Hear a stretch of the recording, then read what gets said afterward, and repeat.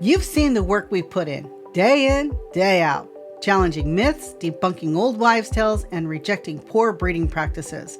We've dedicated years of research, study, and real-world experiences to perfect the art and science of breeding. And we do it for one reason: to bring you the best, most accurate information possible. Because you know what? You deserve nothing less. But to keep this mission growing week after week, we need you. If you found value in the Bred to Perfection podcast, please take a moment to rate and review us. A 5-star rating and a quick comment might seem small, but every review helps us reach more breeders who need to hear the truth, who want to learn what it really takes to create, improve, and maintain top quality strains. This isn't just a podcast, it's a movement, and you are a vital part of it. If you believe in what we're doing, if you want to help others wake up and become better breeders, push this podcast to the top. Rate, review, and share. Together, we make a difference. Thank you for standing with us. Now, let's get to work. Entertaining, informative, and educational.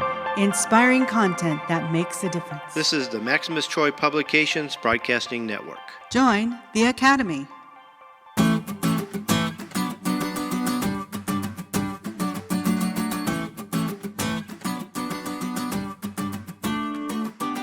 The Breeders Academy proudly presents Bred to Perfection with Kenny Troiano, a show for serious breeders. Whether you are looking to create a new strain or simply improve an old one, you have come to the right place. Daddy, I want more chickens. Oh, boy. Now, here's your host, Kenny Troiano. Well, hello everyone, and welcome back to another episode of Bred to Perfection. My name is Kenny Troiano, and this, my friends, is the podcast devoted to helping you become a better breeder and taking your strain to the next level. That's right, my friends. It doesn't matter if you are brand new to breeding or you've been breeding for many years. There is something all of us can do to improve our fowl for future generations. Bigfoot, the Loch Ness Monster, aliens, a perfect chicken. They're all myths.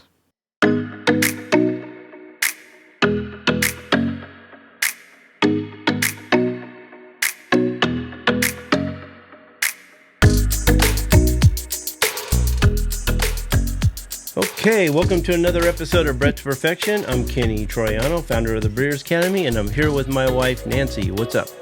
Before we get started, I asked Roseanne, how you do in Oklahoma? Are you staying above water? You won't believe what happened to this poor girl. Check it out. Got hit by predators and lost all my hens. Oh, wow. So sad. You know, what I can add to that, I don't know if that's what happened. This is why it's probably best to have multiple pens, because it's really tough for them to get them all that way. Not to keep them all in one pen all the time. Try to keep them spread out. Especially when you're doing a breeding season, you do want to have multiple pens. But when you're throwing a bunch of hens into one pen, it's very easy to lose them all that way. So I don't know if that's what happened to her or not, but wow. Yeah, I don't So want to hear that. basically she has to start over with her family? Unless she has baby chicks on the ground, which she should by now. This is breeding season.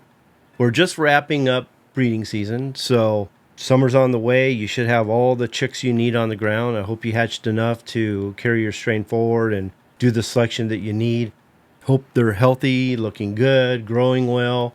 Like what happened to Roseanne, this is a good time to keep them safe and cool, because It's a bummer to spend all this time setting up your brood pens, figuring out how you want to work the program and get your chicks on the ground, and then you lose them all to predators or heat. So this is a good time to protect not only your brood fowl, but your baby chicks too. It's like they always say, don't put all your eggs in one basket. Spread them around a little bit. Yeah. So I want to welcome all the new members. What really makes me happy is a lot of them are upgrading to the annual plan. So if you want to do that, log into the website first, go to the registration page and click the annual level. And then it'll walk you through it. It's really easy. You sign up for it, automatically cancels the old membership and sets you up with the new one. But I really appreciate all the new members, and I'd like to see the website keep going. Yeah, it's doing really well. And I see a lot of people in there all the time. And like I said, this is a good time to join. Just go to www.breedersacademy.com. Once you join, you'll have instant access to the website. You'll have the Founders Program, the Masters Class videos, the Members Roundtable videos, programs, and courses. You're going to have the complete collection of audio and videos that we've done. You're going to get the daily articles, and you're going to get great material from contributors like Brian Reeder, Peter Brown, Dr. Gallardo. Matter of fact, I've been chatting with Dr. Gallardo, and we're trying to work out a date where he'll come on and do some more episodes on diseases and healthcare and things like that. it's really funny. We were talking about him the other day to my niece, who's actually going to the college where he is professoring in. And then all of a sudden, the next day, we get a phone call from him. It's not a phone Love call, it. but I'm chatting back and forth with him on email. text. Yeah. But that is funny because she was going, yeah, I'm going to UC Davis. I work with one of the poultry veterinarians there, Dr. Gallardo. He comes on my show and we do poultry healthcare and diseases. So I'm hoping to get him back on. I need to get Peter on too. Again, just go to www.breedersacademy.com to join. We'll be right back after a word from our sponsor. This show was brought to you by the Breeders Academy, where we will help you to increase your knowledge of breeding, advance your skills as a breeder, and help you to improve the quality and performance of your fowl. As a member, we'll provide you with the roadmap that you will need to create a true family or strain. I urge you to check it out. You've got nothing to lose, and you can cancel at any time. You also have a 30-day money-back guarantee. Simply go to www.breedersacademy.com to sign up. The Breeders Academy will not only change the way you think about breeding, but improve the way you breed your fowl. I hope to see you there. So let's get started.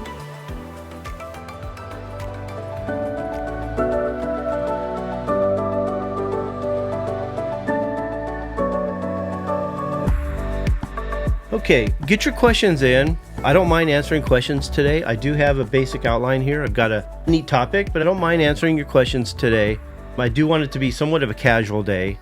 So here, Crosby is saying, we're talking about Oklahoma here. We've got 3 people in the chat room that are from Oklahoma, and they have been getting a ton of rain for the last 2 weeks, probably the last month off and on. It's been terrible. And they've got a little bit of a dry spell the next couple days, and then next week they're getting hit again. Wow. Because I also have a friend that lives in Oklahoma. So he says, we're supposed to get another 6 to 7 of water next week. My pens still have not recovered from the last 7 inches that we got last week. Do you have any suggestions that you can give them at how to quickly sop up that extra water in their pens? The key is, and what I've learned here, because we get the same thing. Yeah, everybody thinks I live in paradise, but like it's hot right now. And when it rains, and we can have a week's of rain and it gets flooded out there. I think the best approach is to prevent the water from getting in the pens in the first place. Really, that's the key. Once the water's in there, there's not a whole lot you can do other than trying to keep the birds above the water as much as possible. So if you have brood pens with roofs, enclosed brood pens, chicken pens, make sure there's no leaks. Try to keep it dry as possible. For most of us, that's usually not the issue. We have outdoor pens, like I have a lot of chain link dog runs. I've got 10 by 10s, I've got 6 by 6s, 6 by 12s. And the key is just to keep the rain out in the first place. Put a proper roof on it. Slanted roof. Yeah, but slant it away from the pen so it's not coming into the pen. Good roofs, I find that laying some blocks around, putting the pens on top of those, that not only keeps the water out, but also keeps the predators out. Round pens or square pens or pens similar to those, you may have to move them to drier areas where it's not as flooded. Now, Frank likes to put hay down or straw, and that works for him. But I've tried that, and it doesn't work for me because what happens is it gets down into the litter, it gets packed down, and then when it dries, it's like hard as cement, and it's hard to get out. That's my experience with straw. Frank's never said he's had that problem, but I have. So I don't use straw here. But if water gets in there and I'll scoop out all the feces or droppings, it all rises at the top when it gets flooded in there. And when it gets to a point where it's just mushy and not so flooded with water, then I'll go with a flat shovel and just pull that out and put it in a wheelbarrow. And then I'll go in there and spread some lime in there. And yeah, that's what I do. Dry pine shavings over the top. We even thought at one point that if you had leaves from your trees, put the leaves in there and that would like maybe absorb some of that moisture. But that didn't work out all that well either. Yeah, like the stuff that gathers under the trees put in there. It just made it worse. I can put that inside the brood pens, and that works good in there. And then it just decomposes, and it's like a deep litter system. And then every so often I put a little more in there. And when it just decomposes to the dirt, I put a little more. And it gets to a certain height, and then I take some out, put it in a compost pile, and mix it all in. There was a time when the horse owners around me would throw their horse manure over the fence, and then I would take that and put it in the pens too. And it worked fine for the brood pens, the ones that are covered or enclosed. But again, the dog runs, when the water was really collecting in there, that was just a mess. That was really bad. So I don't do that on those pens anymore. It just makes it a bigger mess than it was before. Anything else? Yeah, Kenny, I got a question for you. Mm-hmm. What are some of the signs that tell you that you are not making progress with your breeding program? The biggest ones I'd say are offspring that are not better than the parents. That's your first indicator. If the offspring are not better than the parents, then you're not moving in the right direction. If they're just the same, you're just staying where you're at. And if they're worse, you're definitely going in the wrong direction.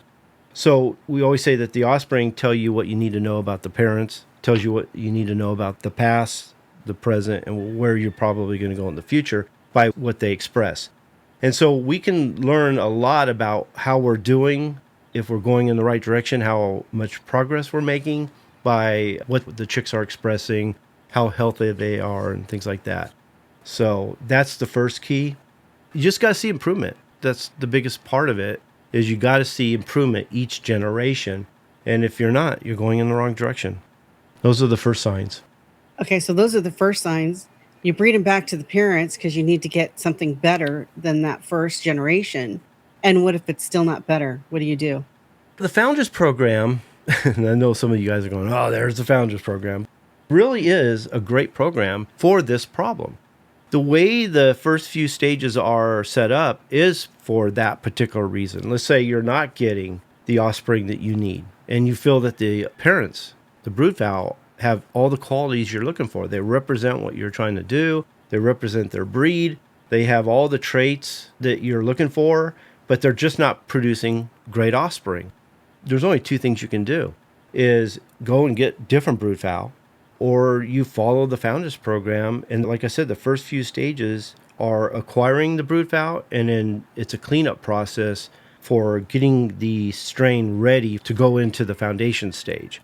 And that's really important. So I always tell people that's your two choices, that you either get different brood fowl or you work through the process. And that's why it's set up the way it is, so that you can get a little more from the parents by doing certain methods. You can clean them up as you go. The last thing you want to do is go into, let's say, any kind of a inbreeding or line breeding, anytime you're bringing them closer and closer with birds that have a lot of faults, that have issues. They're not better than the parents, because you're just going to go in the wrong direction.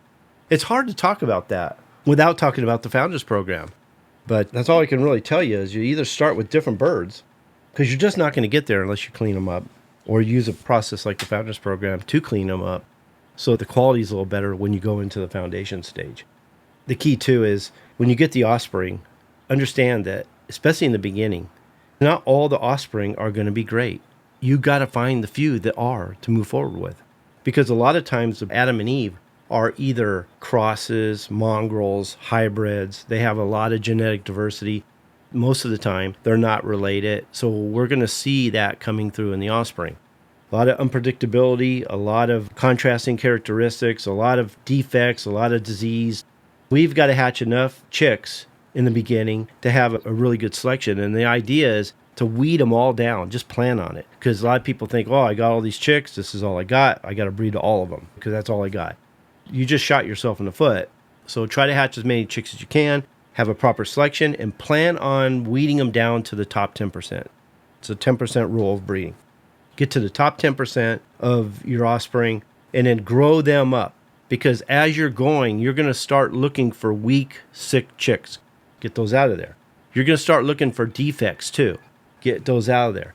And as they present themselves or start expressing problems, you're getting those out of there. If you can get yourself to a point when they're fairly close to maturity, at least 8 months to a year, and you've weeded down to the top 10% and you have a good number to select from, grow them out even more and look at them and look for the standouts. And a lot of times, depending on where you're at in your breeding program, all you need to move forward with, I know it sounds weird, is one good cock and one good hen. Because you don't want to breed to them all. You only want to breed to the standouts. And so a lot of times that's the case. Sometimes the best cock and hen from that entire breeding of those two birds that you started with, the Adam and Eve, they may not be perfect, but are they better than the parents? And if they're not, then there's some things we need to do to produce offspring that will get some that are better than the parents. And a lot of times it could be 1 or 2 generations and then you're off to the next stage. But yeah, you never want to breed to defects. You're going to perpetuate that defect. Defects are recessive. Breed 2 recessives, 2 copies of the recessive trait, and it's not the right trait. You're going to perpetuate it. That's why I go on farms and I see birds with defects and they all have it because they weren't watching for it. They weren't being careful about it. They didn't think it was a big deal. They started multiplying them and they just kept breeding birds with those defects. So you got to find the ones that don't have the defect. If anything, the last resort is if you have to breed to the defect, you got to make sure that one of the birds doesn't have the defect, isn't expressing the defect, because then you will express it. All the offspring will carry it. But if one carries and one doesn't, then you can move forward. You just got to look at the offspring, the ones that express it in the following generations. You got to get those out of there, find the few that don't, and then keep moving forward. Defects are recessive. They never go away. They remain hidden, and they always have the opportunity to surface under the right conditions, bred to the right birds who maybe even don't express it, but will both carry it. But you always have to be careful of that. But I've seen every defect there is in my birds. I have a list. It's 88 defects, which are on the website. And we talk about all of them. They're illustrated. Talks about how to identify them, what they are, their genetic factors, and then how to fix it. I've seen most of those defects in my birds. So I know they're there. But it's a pretty solid family. I've bred them close, never added outside blood. And as long as I don't to other birds that happen to carry it, I won't see those defects. Does it ever happen in your breeding process, you get to a year or year and a half of the offspring and you've got nothing?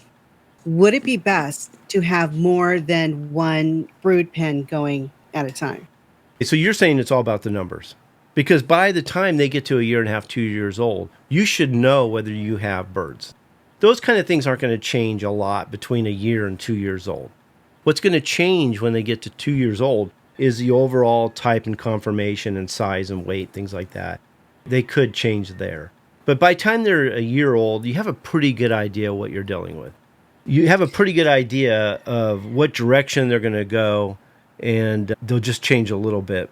What's hard about that is when you don't know the parents, when you don't know these birds, and you're still learning them.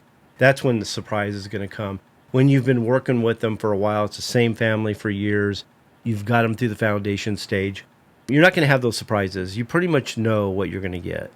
And the amount of good birds over bad birds are going to be higher too at that point as well.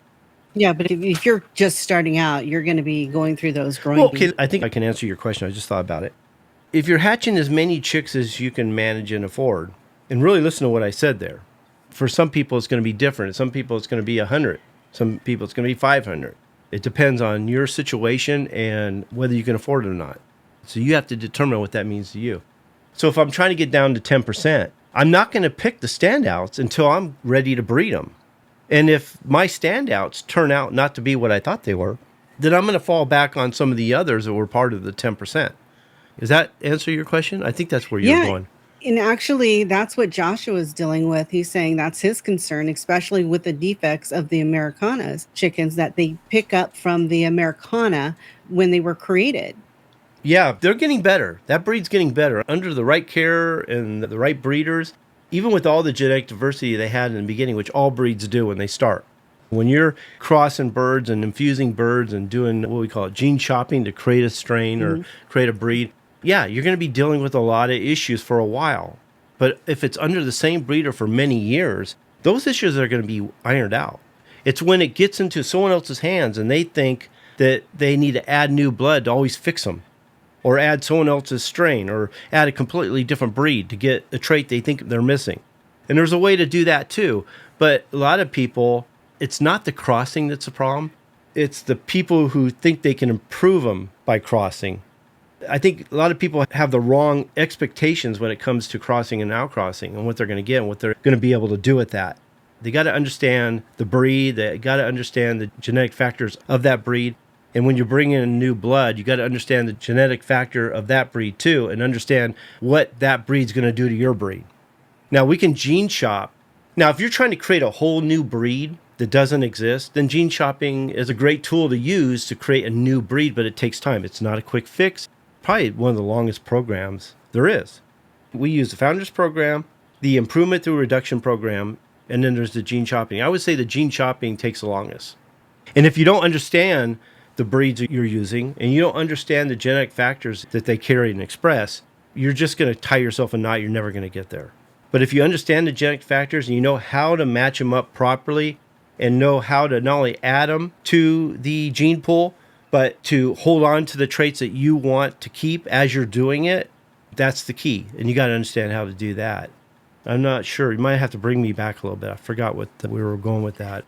He's just talking about there's so much diversity going on in the Americanas because they started out with the... That's where I disagree a little bit, because I think they've been around long enough. And I know some breeders that breed them very well and they breed true and they're uniform, consistent, repeatable, predictable. It's always when they go into someone else's hands that someone adds other blood into them that didn't know what was in there or trying to do something new that messes them up. And then those birds get into other people's hands. So that's the problem. So I always say, no matter what the breed is, try to find a really good breeder who specializes in that breed and get birds from him. And ask him what he does. He's doing some inbreeding and he's using something that's similar to the Founders Program.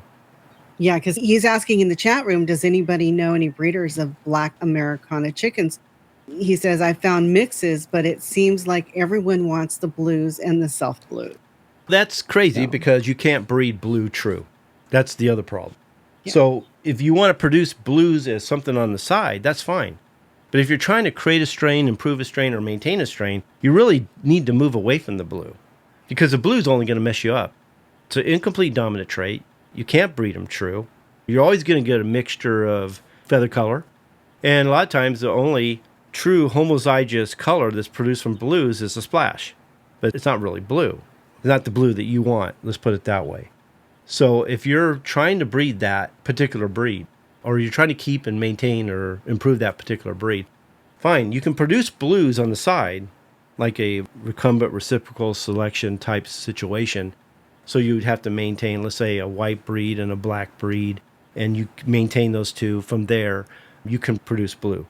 Black and white by itself don't produce the blue, but the problem is almost all the whites we have today have blue in them, and that's why you can get the blue.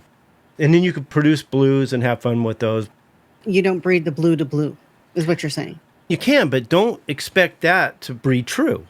No matter what you do, no matter how many times you breed blue to blue, you're not going to only get blue. So if you want to produce blues, then have that pen over there produce blue. Just know that you're not going to get them pure. They're not going to be consistent. You're going to get everything under the sun. And you'll get some blues. But that's where I have a problem with blue. I love blue. But my problem with blue is they misunderstand the breeding. They misunderstand the genetics of it. And they're producing the wrong birds. And then even if they are or not, they're selling them to other people as blues. And then those people don't really understand what they're getting into. And then they don't understand why they're getting all these different colors. Just got to understand, blue is just one of those colors that does not breed true. I can get into all the genetics. I try to stay clear of that here. That's all on the website. So if you have the black Americanas, but it has the blue trait in it, you know it has the blue trait in it, can you selectively breed to where... If it's pure black, black by itself, they should be fine. They could breed black to black, and they'll get the black. It's a dominant trait. But what if it has some blue traits in it? It would show. They would see it. Would it show in every black offspring? Or would it be... If the blue's there, it's going to show. Blue? But my question is it going to be 2 blue, 2 black? Or is it going to be... Here's the other thing. That's a really hard thing to answer because I don't like giving definite answers on that kind of thing. Because it also depends what else is in there. And we don't always know what's in there. That's why you see so many variations. Blues coming out with blue, but progressive white, brown coming through too. Like he was saying, they have so much genetic diversity in them, they get a mess of things that come out. It's not all blue. Very seldom do you see all blue. So I hate getting into the conversation of blue and try to say, okay, if you have this and you breed to that, you get blue. I don't like to even go in there. You can see me fumbling around because a lot of times that's not what's happening. And I'll get people go, oh, that's not what happens. I get this and I get that. I get everything under the sun. And it's true. You do. Just know that when you're dealing with blue, they're not going to breed true no matter what. And if you can breed the blacks to the blacks and they produce blacks, then they're clean. They're homozygous for black. It's a dominant color. They don't have any recessives in there. If you breed the splash to splash, they're going to produce more splash. And if you breed blue to blue, you're going to get a mixture of all of them. And if there's any other colors, they're going to show up too. Now, this is what I was getting at, what Sue was saying. In her breed, she gets 25% blue, 25% splash, and 50% black. Yeah. Can Joshua take that black? He's getting a mixture of the others. Can he take that black and breed black to black, and then the blue gene becomes hidden? If both the parents are not expressed in the blue, they're most likely homozygous for the black, and they'll breed true. If they're showing any other colors, then they've got some recessives in there that are going to express themselves. If they're not expressing brown and blue and progressive white. This is why I really hesitate getting into the conversation of blue. It's a mess. The whole thing's a mess. It just is. If you're breeding blue, just expect a mess. I don't think he is trying to breed blue. No, I'm not saying he is. I'm talking about all the other people out there that are trying to breed blue, and they are. When they come out right, they're beautiful, but it's so temporary. Yes, Sue agrees with you. It's a mess. It's a mess. I just hate getting in that conversation because it's hard to give them a good answer, a definite answer. I'm all about being practical, giving you information that you can use and move forward. And I just don't think breeding blue is a really good direction to go for anybody. Yeah. Oh, this is interesting. Bluebirds have different shades of blues. Breeding dark blues to dark blues still make different shades of blue babies. Yeah. Because you see that variation, it's not only incomplete, but it's a polygenic trait too.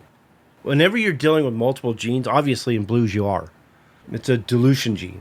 It's just best not to go there. He hates talking about blues. Yeah, I do. But I love blues. If I had time, I would raise those. I'm all about purity of blood. I'm all about creating a family that's uniform, consistent, predictable, and repeatable. You can't get that with blue. I don't even like to go there. I don't like playing the what-if game or the speculation game or let's see what we get when we do this. And it seems like blues, that's exactly what you're getting all the time. He is a type A personality when it comes to blues. Hey, I'm trying to teach breeding. And how am I teaching breeding when there's so many variables when it comes to that breed, if it is a breed or variety?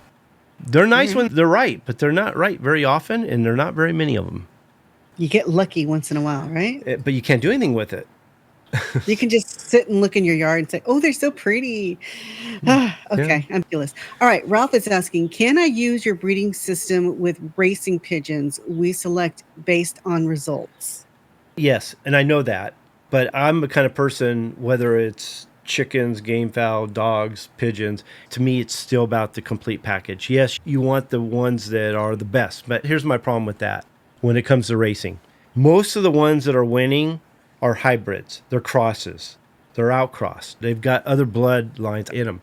So what you're seeing isn't really a true representation of their genome, of what they're going to express down the road. You only get that predictability when you're breeding within the family over many generations like we do at the Founders Program. So whenever you outcross, yes, you're going to produce really exceptional offspring that are great racers. But they can't reproduce themselves, and it's not repeatable. It's temporary. Hybrid vigor, no matter what breed or animal it is, works the same. Heterosis is a very temporary factor. It's an awesome factor of nature, I guess you could say, but it's just temporary. The only way to get what you want and keep it and have it last for many years is to start breeding within the family your fastest birds. And then over many generations, by selecting the fastest birds from that, little by little, they'll get faster. And all the traits that you guys look for in homing pigeons will get better through selection within the family over many generations. Anytime you add new blood, which is a very popular practice for you guys, you just start it completely over. It's very temporary, and it's not passed to the next generation. It just isn't. So the idea of breeding the winners, they have to keep doing that. They have to keep adding new blood because it is temporary. And this is where patience and willing to play the long game pays off. So I'm a complete package kind of guy. I have pigeons too, by the way. And just through natural selection, those things out there are fast. There was a point years ago where I could let them out. Let's say I'm getting too many. And I would just let them out and I wouldn't close them in for weeks.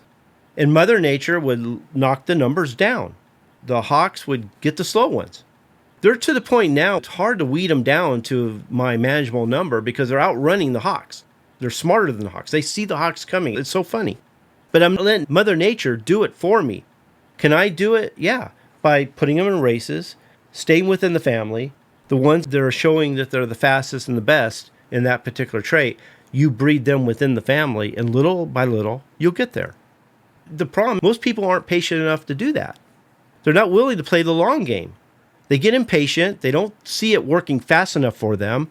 So they go to someone who's winning and they get a bird from them and they hope that improves their line, which isn't a line at all, really, when you think about it. And everything they're seeing is very temporary. And in healthcare, the complete package is the conformation and type. A lot of people think that pigeons all look the same. No, they have a conformation and type, and a good breeder can see that. The weight, the size, the color in some cases, although colors last. Then you got the health and vigor. Those are all things you want to look at. And then the performance ability of those birds. And then from their offspring, you're picking the fastest ones. The only thing I would say, because of the low number of birds that you get, the offspring you get from each pairing, you don't get very many, although they breed like rats, but you only get a male and female from each one of them. I think I can get about 4 breedings out of mine a year. So out of all of them, they do multiply pretty fast. But I usually tell pigeon breeders they have more than one line because that way you have a bigger selection. You're not just selecting the offspring, you're actually selecting the parents too. So some parents are going to produce better than others. You keep those, produce as many offspring you can, separate them into different lines, and you just keep doing that until you find the fastest ones. And in time, you'll get there. You just got to be patient. Okay, sounds good. So Sunny is asking, does breeding extreme opposite traits produce more of both mostly, or can it produce some perfect medium ones? Crooked breastbone, squirrel tail, station, which is the length of leg, length of back. Anything that you see in the type and conformation are polygenic traits, multi-gene traits. Multi-gene traits, you see a lot of variation, so it's quantitative. It means that we can look at the whole group of them, measure that particular trait, and by selecting to the highest intensity, we can get there. Now, what happens when you breed to extremes, and tail, like a squirrel tail would be a good one, or station, where you have a really high birds and you got really low birds and the highs are too high and the lows are too low. And you think by selecting the high and bringing it to a low, you get something in the middle. Polygenic traits don't work like that. We're talking about variation. If you breed to 2 extremes, you're going to get offspring showing both the extremes a lot of times. Like a high tail versus a low tail, you're not going to get something in the middle. You're going to get both because they're basically traits. If you look at a gamecock, like an American game, who has a really nice high full tail, then you look at an asil who has a low, smaller tail. Those are breed characteristics. And a lot of times we get both those tails because both those breeds are within our bloodlines. So the only way to improve those kind of traits, whether it's crooked breastbone, squirrel tail, low tail, high or low station, is by selecting the birds in your family or on your farm that are the closest to being right. They don't have to be perfect, but they have to be as close to being right. Those are the ones you breed, and over time, little at a time, you'll get there. So if I have one that's a little squirrel tail and one that just drops it just barely below the 45, and I know that's not right, but that's all I have, the other ones are way too high and the other ones are way too low, I'm going to breed the ones that are the best. And in each generation, I'm going to look at the offspring that are getting me closer and closer to that ideal and just keep breeding those. Polygenic traits are form and function traits. Production, performance, type, conformation, carriage, station, temperament, broodiness, anything that's form and function are measurable traits. And we can see that by taking all the birds we have, write down where they're at, looking at them on a graph, like a population distribution graph, and we can see this bell-shaped curve. And the idea is to get them to a point where they're all really good so that the graph goes like this and then it goes up, but it's all on one side. If we have that peak way over to the other side where we don't want them, then we know we're not doing good. If it's in the middle, then we know that we got a handful that are really bad, we got a handful that are really good, and in the middle, they're all over the place. Does that explain it okay? Yeah, it's not a one and done fix all. It's going to take many generations to get there. That's the cool thing about quantitative polygenic traits, multi-gene traits, is when you see a fault, it's not one you normally cull, especially when it's the only bird you have. You don't have to cull it. You just have to work with them and slowly get them there. Monogenic traits, dominant recessive, mainly recessive, it's either I select towards it or I select away from it. I'm either breeding to it or I'm culling it. It's simple. But polygenic traits are more complicated, but it's good because if that's all I have, I don't have to cull them. I can start from there. It just takes time. There's a plus and a minus to polygenic traits, which I like, actually. Kenny and I were talking about this situation a couple days ago because he was telling me, this is what I need you to do. I need you to help me edit. I need help in editing all these shows. And I'm like, okay, that's great. Wouldn't it be great if we had inside the Breeders Academy a page that tells you the hen to rooster ratio? So Joshua was asking, what is the best ratio for a breeding pen? 8 hens to 1 cock or more hens? Depends on the breed. Like American Game and Leghorns, lighter breeds, I can put quite a few per rooster. I can put 15 or 20 hens in there. I just got to keep an eye on him, making sure he's not favoring some over others. But he's capable of fertilizing all of them. Then I've got heavier breeds, like the bigger breeds like Brahmas and Cochins. They're not able to fertilize as many hens. And it can be as many as 6 or 10 hens per cock. So it really depends. If you have a light breed, like we just talked about, then you can put a lot of hens with them. If you are talking about a dual purpose type breed, 12, 15 hens you could probably get away with. And those bigger, heavier breeds, probably 6, maybe 10 at the most. So it really depends on the breed. But I'm not a big fan of group mating like that, especially flock mating, because you're not breeding then. Group mating, it only has a purpose for multiplying birds or in a clan mating, spiral mating type system. When each clan has to have a certain amount of hens per cock, then that's okay. But in a proper breeding program, an improvement program like the Founders Program, no, you want to single mate them. A-sills, for an example. Mm-hmm. The hens don't hatch or don't lay that many eggs per year. So if you want to get the best out of them, I would single mate those. But it really depends on the breed of choice that you have as well. Yeah. Because like I said, some lay less, some lay more eggs in a year. So you're right. I would single mate them. But the other problem is because they lay so few eggs, I would do everything I can to keep those hens from going broody until the end of the year and put those eggs under other hens to get as many chicks as I can. Because you just don't have the selection with that many chicks. You just don't. That would be a very good idea for that breed. Basically, know your breeds so that you can capitalize on them the best that you can. All right. So Joshua was asking, how long should I study my flock before selecting my start? You got to start from the beginning. You're going to learn your breed as you go. You learn what you can by raising them, being with them, seeing what they do, talking to other breeders. I wouldn't wait. I would just try to get the best birds you can, start from there, get the best offspring you can, and then keep moving forward. The offspring will tell you if you're going in the right direction. Yes, you do need to understand the breed. You need to understand what makes up the breed, understand the genetic factors, especially if you're going to add new blood or add outside blood. You really need to understand it. I would just keep moving forward. You're learning as you go. Yeah, he breeds the black Americanas. Okay. So that's his breed. Pretty simple breed. You can find a lot of information about those. They're a pretty simple breed, actually. You breed blacks that are all black and they're not expressing anything, that's easy. If you see any other color other than black popping out of them, then those are the ones you're culling. And eventually you'll get there. So you were talking about not keeping them broody until the end of the season.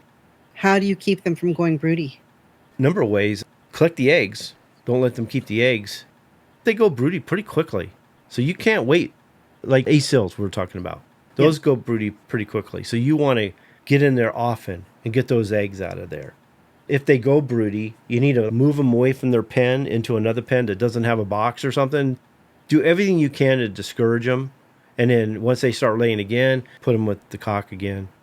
Can I suggest something as well? Sure. Usually when a hen is going broody, her temperature goes up a bit. So if you dunk her, not like totally immerse her in water, dunk the portion of her body in cooler water to break that temperature, that could help you as well. And you don't have to dunk her for half an hour or anything like that, maybe 5 to 10 minutes to just try and break that temperature, that higher temperature that she's going through. That could help too. I've never done that, but that's what I hear. The biggest thing is try not to get on the wrong side of genetics. If you understand the genetics, you're going to stay on track. If you're adding new blood and you're getting hidden recessives, lethals, or deleterious genes, you're going to get behind the genetics. You want to always stay ahead of the genetics. So adding new blood is always a big risk. So Spaghetti says that he breeds budgies. Oh, yeah. Him and I were chatting back and forth on text or inside the website. Yeah. If I remember right, they look like parakeets. Ooh. We get all kinds of breeders in there. Yeah, I didn't know that. That's cool. Is 16 young each year enough to select from?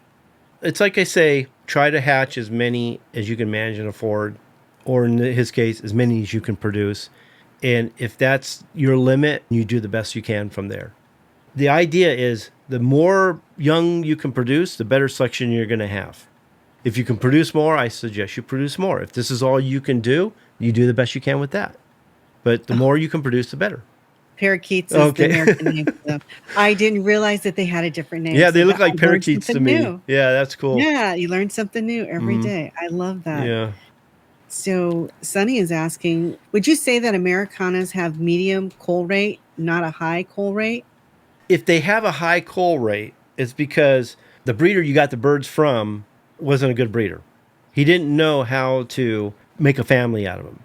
He didn't get to the point when they were uniform, consistent, predictable, and repeatable. And then maybe he wasn't selecting for defects and that kind of thing. So he wasn't breeding for the complete package either.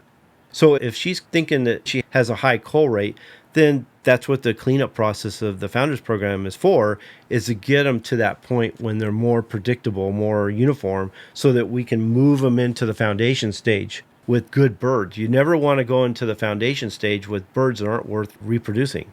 That's the key. So if there's a lot of variation, there's a lot of issues that make them, you've seen a lot of culls because the breeders who had them before her weren't very good breeders. They didn't know what they were doing. Sunny, if you're wondering, I really want to raise a breed that I don't have to cull very much because I'm not really comfortable with culling. I'm wondering if that's what she's thinking. You're always going to have to do some culling. Yeah, culling if you want to get your breed to where it needs to be. Yeah, culling is part of the process. If you're going to be a breeder, you really got to accept the culling. It's just part of it. I know people try to get around it. You can give them away as pets to other people. Just don't breed them. That's the main thing. But I don't know if you want to keep a lot of extra birds just because you don't want to cull them either. What's cool about the Easter eggers is you get lots of different color eggs, and that's cool. And then it's a letdown if you get an Easter egger that just lays a brown egg. That shows the variation that's in there. Absolutely. There is a variation in that. So we have one more question here. Okay, then we'll wrap it up after that. Yeah, so Christopher says, for squirrel tail, would it be easier to breed for a longer back versus the tail since the short back is what causes it? Is the time frame the same since both are polygenic traits? The short back is correlated with squirrel tail. Whenever we see a squirrel tail, we see a short back. I've never seen anybody talk about this until my mentor, Tony, showed it to me. And then I started really examining and checking it out and going to my other mentors and working with them on it. And every time they had a squirrel tail, they had a short back. Now, I know there's other people teaching it like it's common practice, but nobody was talking about this until Tony talked to me about it. And then I started sharing it. I'm just saying. I don't even know why I went there. Anyways, so short back is correlated with squirrel tail. So whenever we're trying to bring the tail down, let's say you have a lot of birds with squirrel tail, not only do we want to pick the birds that have the best tail, but picking birds with a little longer back is good because you never see a bird with squirrel tail with a long back. They always have a down tail. And you never see a short back tail or a short back bird with a down tail. So yeah, you want to select for the angle of the tail and the back at the same time. You'll get there. If you understand that, you're going to make progress really quick. So don't think by selecting the shorter backs and you're selecting just for the tail that you're going to get there, because you won't.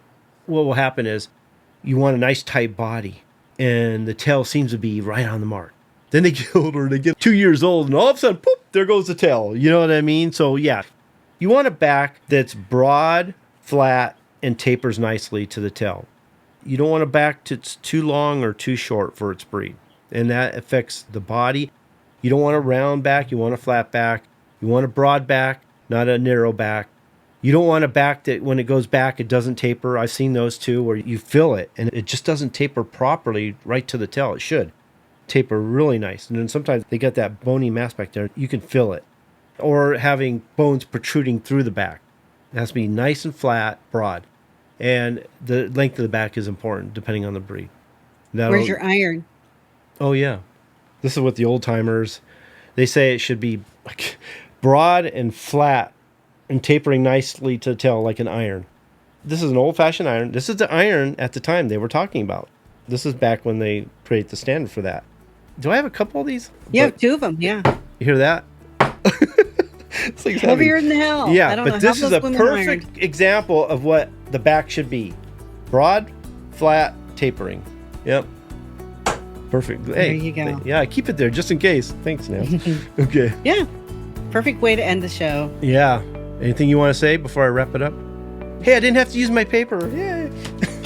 I did. I saved the trees. I used it a lot. Yeah, I used it a lot. Okay. Here we go. I got to put this up because this is yay me. Anyway, we are unsure if we are having a show next week. We will let you know at some point in time. It's a little up in the air whether we will be able to have a show next week. We're going to be like super busy towards the end of the week with doing a project. But with that said, I hope you all have a great weekend and stay safe and be careful of the rain. Wear your slickers and don't take your umbrellas because you guys get thunderstorms out there. So forget the umbrella. Yep. But for those who are dealing with the thunderstorms, stay safe and dry. For those that are dealing with the heat, stay cool. So we'll see you guys later.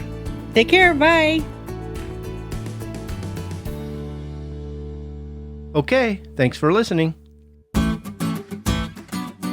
Yes, thank you again for joining us on the Bred to Perfection podcast show.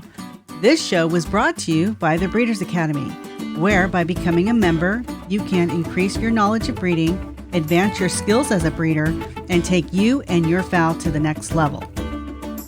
We can also show you how to create a strain from hybrid crosses or mongrel flocks, and help you to create, maintain, and improve your present strains. We urge you to check it out. You have nothing to lose, and you can cancel anytime. To join us at the Breeders Academy membership website, go to www.breedersacademy.com. Best of all, I'll be there to help you every step of the way. While you're checking out the Breeders Academy, make sure to sign up for our newsletter, The Breeders Bulletin.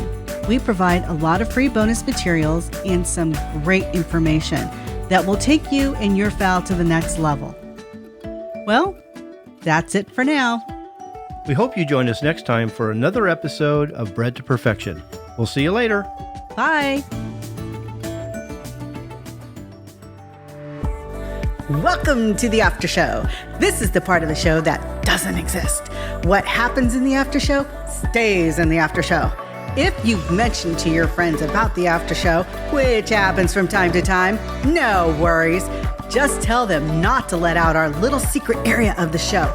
Enjoy!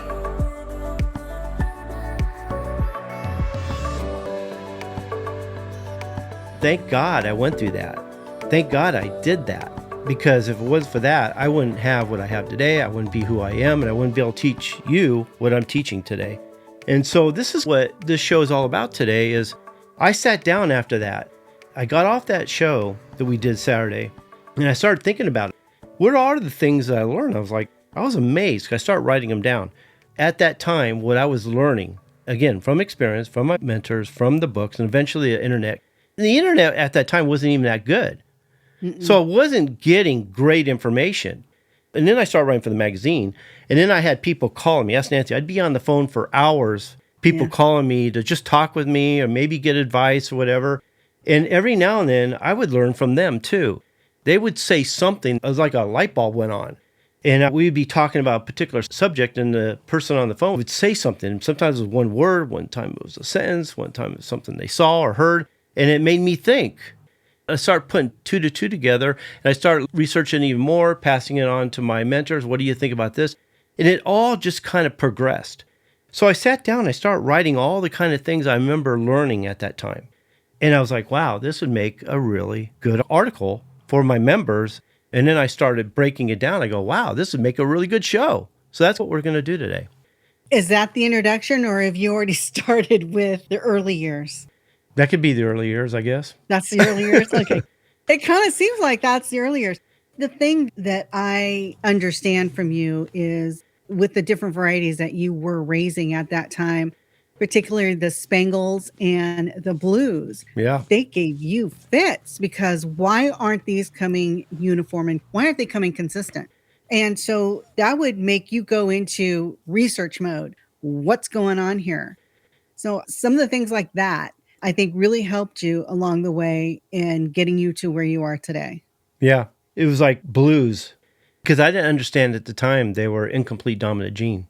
No matter what blue was mixed with, it would either ruin those colors, make it look good, but you couldn't perfect it. You were going to get a variation of colors. Like she said, it just drove me crazy because I wanted all blue birds. I've had a lot of good mentors like Tony and Bob and Doug and Ray. I look at Ray as a different type of mentor. But today I've got Brian Reeder, who is really helping me out with filling in some of the gaps in genetics. And he's really opening my eyes to some of the color genetics. Now, American Games, I handled pretty well. I understood those because I had worked with them so long. I wasn't surprised by what I got. Now, he helped me with some of the nomenclature. But as far as breeding them and getting certain results, I pretty much had that down, except for when you have like a golden duckling.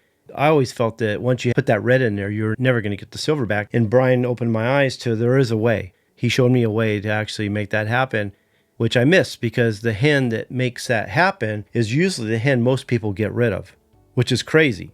And so Brian really opened my eyes between golden duckling and silver duckling and how to get the silver duckling back. And the other one that really opened my eyes was progressive white. Now, I knew white was bad. I knew if there was white showing up in the plumage that I was going to have to get rid of it. Even if it was a tiny blemish or one little feather, I knew that was going to get worse as it went. But he really opened my eyes to how bad it can get and that it's one of those things that you really got to try hard to work away from and not just tolerate because it is going to get worse and that it affects not only the outside of the bird, but the inside of the bird. So, although I understood white, I didn't know it was called progressive white exactly. I understood the detriment of white, and it was best to work away from it. He expanded my knowledge on white even more to the point where I think once people see, like the members, the Masters Class video on progressive white, if you have birds with white in them, you're probably not going to be really happy about what you're going to hear. If you are enjoying the show and would like to learn more, I encourage you to join me at the Breeders Academy. By becoming a member, I can help you to achieve the competitive advantage.